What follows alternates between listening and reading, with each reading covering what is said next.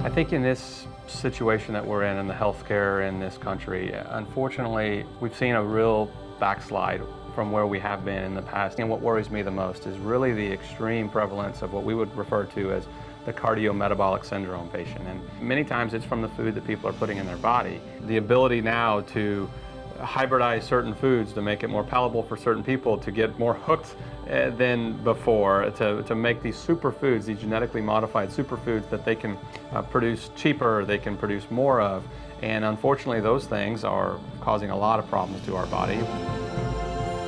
All chronic disease is essentially inflammatory in nature. And so we really try to focus on inflammation at the cellular level and talk about what are the things that we're doing on a day-to-day basis that are causing inflammation, and how can we reduce that inflammation by the choices that we make. Unfortunately, the healthcare system in this country, with an insurance-based system, specifically in the primary care world, there's no incentive for the physician to educate patients and to practice proper prevention. But the real big problem, I think, is the training community. There's no real big focus on prevention or education in medical training.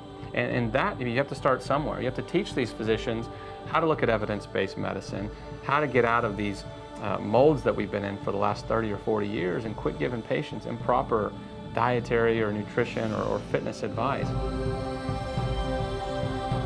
It is not all about losing weight. Many people come in and their goal is to lose weight. And I tell them all the time, I'm not going to prescribe you a weight loss program.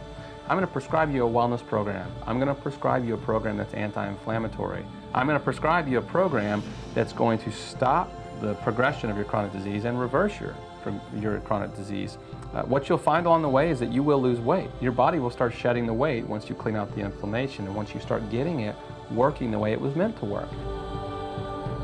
Too many people, they'll have reasons why they're the way they are. And you know what? Half of that we can't control. And what you can control is your attitude, and you can control your effort into the things that you do. And that includes going out and finding a practitioner, a health coach, a nutritionist, a physician, any kind of wellness expert that's going to help you along the way, because it's very hard to do it on your own.